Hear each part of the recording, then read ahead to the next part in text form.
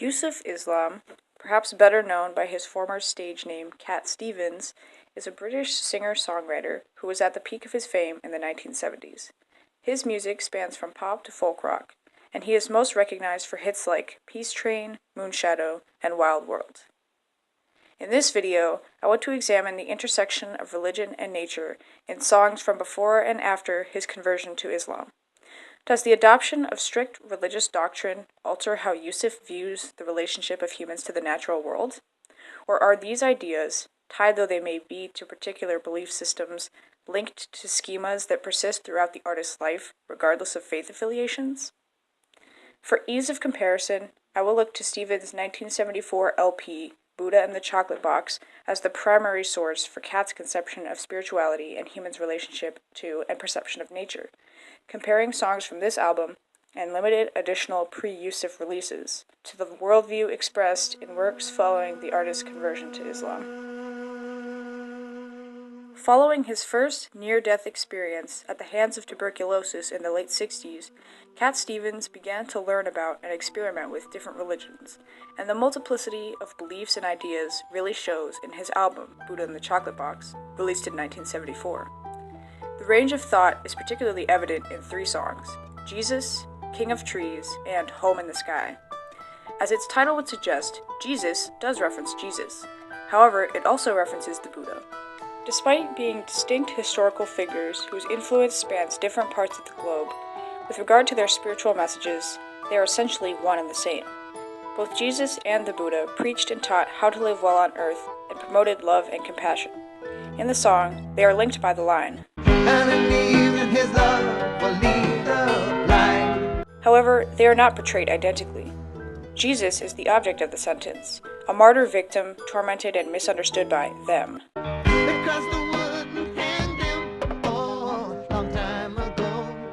They still misunderstand him, those who don't know. While Buddha is the subject of the sentence, a semi-detached and all-knowing agent. He turned the world to order, don't you know? He used to sit knowing, long time ago, where you and me were going.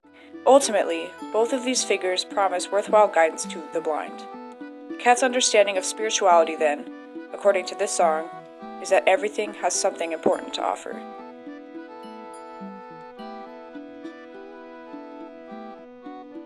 How does this inform or impact Cat's views of nature and humans' place in it?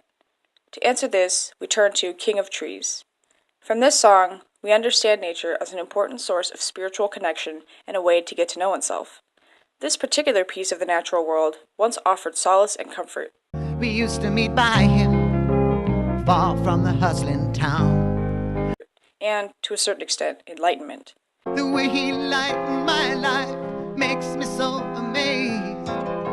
The tree is also given some elements of personhood, described as a king, keeper, guardian, who gave shelter and is even considered a god in his own way. A deep green god of a young, love-stained memory. He helped the speaker to understand The meaning of the words, I love you. And, in a reciprocal fashion, his kindred trees, the forest and the evergreens, will adopt the speaker as one of their own in a gesture of love. In this song, we see that human beings and other beings are worthy of equal respect, and that, ideally, our relationships to nature should be based on consideration and reciprocity. Part of the tune, of course, is his lamenting the loss of his tree friend. I loved you.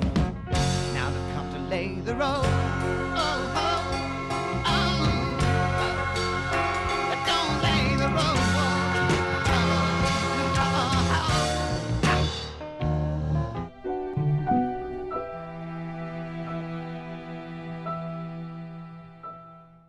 While Jesus and King of Trees provide separate and distinct insights into Cat's religious understanding and environmental perspective, Home in the Sky combines them and reveals the ways in which they intersect.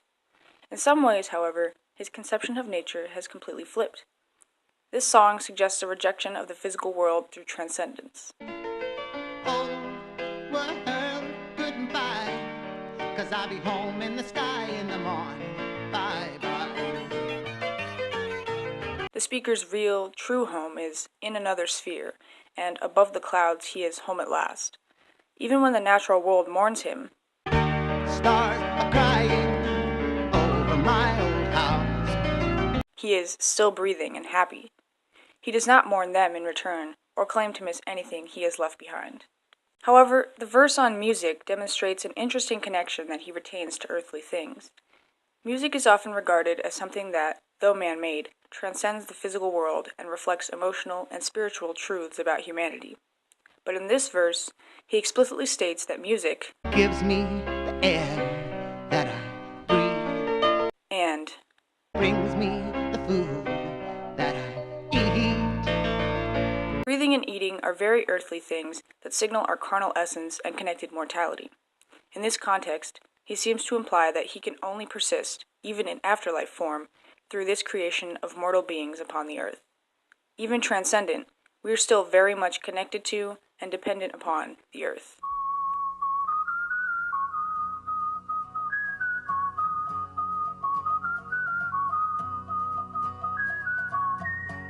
A second near-death experience in 1975 proved monumental for Cat's life and musical career. Stranded in the ocean by strong waves off the California coast, he knew at that point that only God could save him. Shortly after this incident, his brother gifted him a copy of the Quran, and he converted in 1977, officially changing his name and releasing his final album as Cat the following year. For almost 30 years, Yusuf distanced himself from Western music and even many of his own songs, redirecting the royalties to charities because the tunes touched on subjects against the artist's newfound religion. He dedicated his life to family and community, founded a school for Muslim children, and established a charity to aid people in need around the world. The albums he did release during that time focused on Islam. He narrated books about the Prophet Muhammad and put together a children's album to introduce kids to the religion. His return to mainstream music came in 2006, and he has released 3 albums under the name Yusuf, and one under a joint moniker that definitively unites the musician he once was with the artist he has since become. In these songs, he is certainly less vocal about religion, though its influence in his life still comes through. One song that shows how Islam tints his view of nature is All Kinds of Roses, on the 2009 album Road Singer.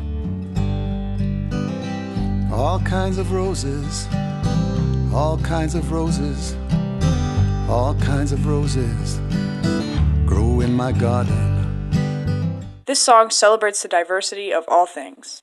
Important, however, is the final line that states, But there's only one God has a place in my heart. a singular deity that corresponds to and parallels the multiplicity and variety of creation, calls to mind the Arabic term tawhid, which refers to the oneness and unity of God. We come from Allah, and so does the universe and everything in it, writes Ibrahim Abdul-Matin in his book Green Deen. God gave rise to everything, so it makes sense that his oneness connects to the variety and uniqueness within the natural world. Nature thus reflects the essence of the Creator. This belief is supported by an earlier song, done in 2001 with the Malaysian group Hanh, called God is the Light. How great the beauty of the earth and the creatures who dwell on her. How great, then how great the Creator. The greatness of the world's phenomena demonstrates the greatness of God, who brought these phenomena into being. This conception differs from that presented in King of Trees, where nature has its own spiritual value that is on a level equivalent with humans. In All Kinds of Roses and God is the Light, nature is a place of wonder, but that is due in part to the fact that it redirects the perceiver to the ultimate source. Mighty Peace, a song from Yusuf Cat's 2017 album The Laughing Apple, shows that nature's intrinsic spiritual worth has not disappeared for him and is very much alive and well. He sings both about admiring the world around him, as well as being, or at least embodying the experience of other natural entities, such as the clouds in the sky. With nothing more to do and to make the rain come down. The simplicity of existing in the moment and being one with nature still offers immense solace to the speaker. What mighty peace I'd find. Sadly, though, He is looking wistfully upon this as something out of reach. How I'd love to be a child, he sings, and does not have the same access to this fount of mental and emotional renewal as he once did. There is one song that I believe sums up the change in perspective between his pre- and post-Muslim identities. Originally released in 1975 on the album Numbers, with the title Land of Free Love and Goodbye, this piece enumerates many wondrous and amazing things in the surroundings. Oh, the trees grow higher than the mountain in the land of free love and goodbye. The rivers ever flowing, fishes growing. The verse closes with the line, And the God I love loves me. Despite the fact that this album takes place in a fictional dimension, plenty of the characteristics of this other planet's environment match up with what we know and recognize on Earth, and the message thus easily translates to our reality. The affirmation of God's reciprocated love, paired with a marveling over the natural world, points to the creation, i.e., Earth, as the manifestation of God's love for humankind. Yusuf has re-recorded many of his previous releases as Cat, so the fact that he returned to the tune in 2001 is not in itself surprising. What is interesting about his approach to this particular work is how he changed it. The final verse line about God was swapped for a different line, which became the new title. And the love lives in the sky. Why he altered the line is unknown. However, despite its surface difference from the original, the line more or less conveys the same meaning. The love of the Creator is in the sky, the same place where stars shine and rain falls. God's love is evident in the earthly things that surround us. It is important to point out the fact that the love has a fixed location which is distant and separated from Earth. God is transcendent and lives up there, rather than down here with us mortal beings. While Yusuf recognizes God's handiwork upon our planet, he realizes that God does not inhabit this world with us, instead hovering omnisciently and omnipotently above all earthly happenings. In examining music from both sides of Yusuf's conversion to Islam, the impact of religion on his environmental views, and the ways in which nature and spirituality intersect become apparent. Throughout his life, the natural world has held a special significance as a place of beauty, peace, connection, and understanding. This is exemplified by songs like King of Trees and Mighty Peace. Part of this significance has always been spiritual. However, after converting to Islam, this particular element has come to be discreetly identified with a capital C creator. Songs like All Kinds of Roses, God is the Light, and Love Lives in the Sky show that this is no longer an intrinsic quality, but rather an emergent property. In essence, nature is spiritually meaningful insofar as it is an extension of God and reflects God's omnipotence. As far as human-nature interactions go, Yusuf's conversion does not suggest an anti-Earth ethic, or, rather, if it does, his previous ideas persist enough to override any quote-unquote negative influence from the Islamic tradition. What we see, then, is that religion accounts for some, but not all, of the variation in environmental perspectives. This investigation, of course, is limited in its scope, and the insights it yields on the religion-nature connection cannot necessarily be generalized beyond Islam or even to other Muslims. Additionally, I have only touched on a few of Cat Stevens' many musical works, and a broader analysis could potentially reach different conclusions.